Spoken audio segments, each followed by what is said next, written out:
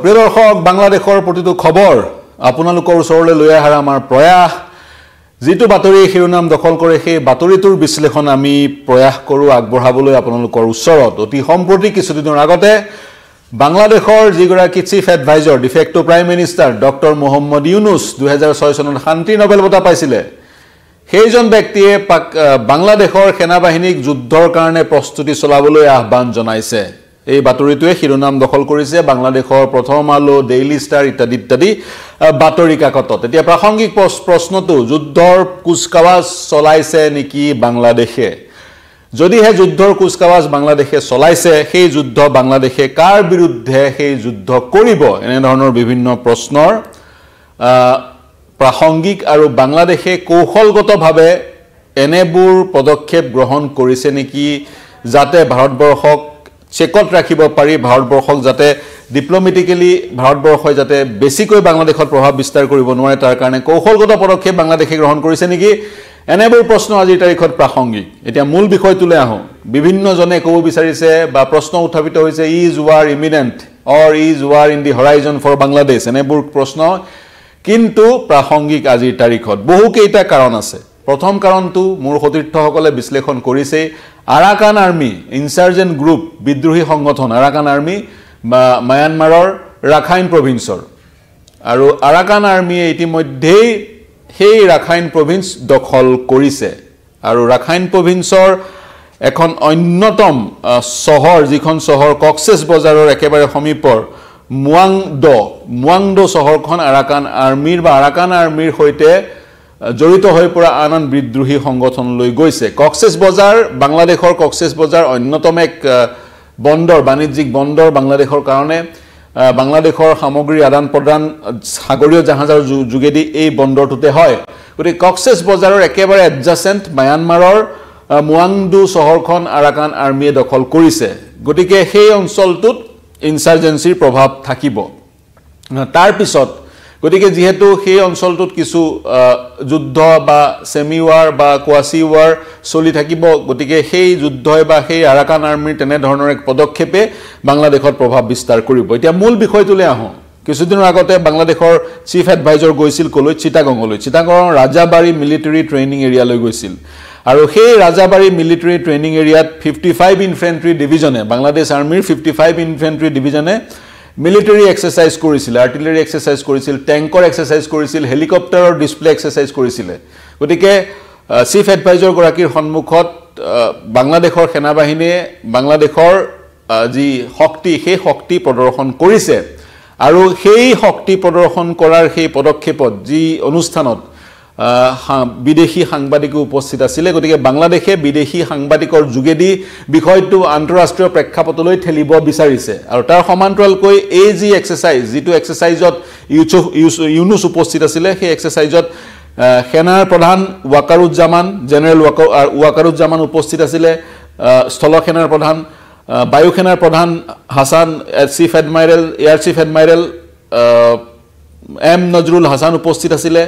আৰু নৌসেনাৰ প্ৰধান এয়াৰ চিফ মাৰ্শেল বায়ু সেনাৰ প্ৰধান এয়াৰ চিফ মাৰ্শেল হাসান মেহমুদ খান উপস্থিত আছিল আৰু নৌসেনাৰ প্ৰধান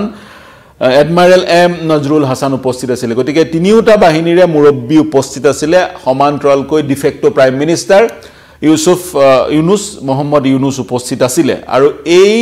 যি অনুষ্ঠানতে মোহাম্মদ ইউনুসে সেনাবাহিনীক উদ্দেশ্যি কৈছে আপোনালোক যুদ্ধৰ কাৰণে সাজু থাকক বাংলাদেশৰ সাৰ্বভৌমত্ব সুৰক্ষা কৰিবলৈ হলে আপোনালোক কনষ্টেন্ট সৰ্বদা যুদ্ধৰ কাৰণে সাজু হৈ থাকিব লাগিব আৰু বাংলাদেশে এক লক্ষ্য নিৰ্ধাৰণ কৰিছে 2030 লৈকে আৰু সেই 2030 লৈকে বাংলাদেশে সেনাবাহিনীক যি বাংলাদেশৰ সেনাবাহিনী তিনিওটা বাহিনীক অত্যাধুনিক আৰু ভাৰ্সেটাইল কৰাৰ প্ৰয়াস কৰিব ফোৰ্স গোল 2030 নামেৰে বাংলাদেশৰ এনটিডি মন্তৱৰ্তীকালীন চৰকাৰখনে বাংলাদেশৰ তিনিওটা বাহিনীৰ কাৰণে সেনা স্থল সেনা নৌ সেনা বায়ু সেনা তিনিওটা বাহিনীৰ কাৰণে তেনে ধৰণৰ গোল নিৰ্ধাৰণ কৰিছে গতিকে এনেবোৰ দৃষ্টিকোণৰ পৰা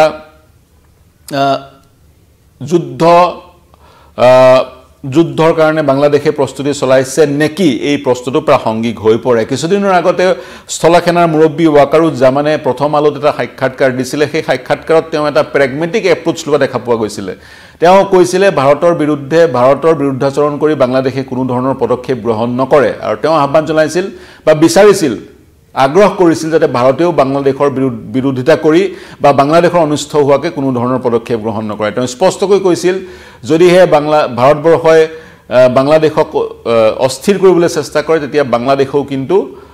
ভাৰতবৰ্ষক অস্থিৰ কৰিবলৈ চেষ্টা কৰিব গতিকে যেহেতু দুইখন দেশ সংপৃক্ত হৈ আছে বিভিন্ন কাৰণত বিভিন্ন ক্ষেত্ৰত দুইখন দেশৰ মাজত সামগ্ৰী আদান প্ৰদান হয় বা দুইখন দেশৰ লোকে বিভিন্ন কাৰণত ইখন দেশলৈ যাবলগীয়া হয় চিকিৎসাৰ কাৰণে বা ব্যৱসায়ৰ কাৰণে বা আন কাম কাজৰ কাৰণে গতিকে দুইখন দেশে মিউচুৱেল ৰেসপেক্টৰ যোগেদি পৰিচালিত হোৱাটো ৱাকাৰুজ্জামানে বিচাৰিছিল তেওঁ এটা প্ৰেগমেটিক এপ্ৰোচ লৈছে কিন্তু সেনাৰ যি এক্সাৰসাইজ সেই এক্সাৰসাইজক যিটো এক্সাৰসাইজত ইউনুস উপস্থিত আছিল সেই এক্সাৰসাইজক কিন্তু ৰেগুলাৰ এক্সাৰসাইজ হিচাপে ভাৰতবৰ্ষই বা বিশ্লেষকে গণ্য কৰা নাই প্ৰাসংগিক প্ৰশ্ন সেই কাৰণে উত্থাপিত হৈছে বাংলাদেশে যুদ্ধৰ প্ৰস্তুতি চলাই আছে নেকি বিভিন্ন সময়ত দেখা পোৱা যায় বাংলাদেশৰ সামৰিক শক্তিক যদি ভাৰতৰ সৈতে আমি তুলনা কৰো বাংলাদেশৰ সামৰিক শক্তি ক্ষুদ্ৰ যেন লাগিব ভাৰতৰ সৈতে যদি আমি তুলনা কৰো গতিকে বাংলাদেশে নিজৰ সামৰিক শক্তি বঢ়াবলৈ আন দেশৰ পৰা ট্যাঙ্ক আনমেন্ড এৰিয়েল ভেহিকল বা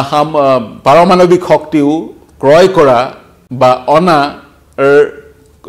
যি পৰিকল্পনা সেই পৰিকল্পনা কৰিছে নেকি ই এক প্ৰাসংগিক প্ৰশ্ন মন কৰিব কিছুদিনৰ আগতে মেঘালয়ৰ আকাশমাৰ্গত বাংলাদেশৰ পৰা বেৰিয়াক্টাৰ TB2 যিখন ড্ৰোন আনমেন এৰিয়েল ভেহিকল সেই এৰিয়েল ভেহিকলখনে প্ৰৱেশ কৰিছিল সেই আনমেন এৰিয়েল ভেহিকলখন মূলতঃ যুদ্ধ ক্ষেত্ৰত ব্যৱহাৰ হয় 2021 চনত আজাৰবাইজান আৰু আৰ্মেনিয়াৰ মাজত যি যুদ্ধ হৈছিল সেই যুদ্ধত আজাৰবাইজানে এই তুৰ্কিছ বেৰিয়াক্টাৰ ড্ৰোনখন ব্যৱহাৰ কৰিছিল আৰু তুৰ্কীৰ পৰা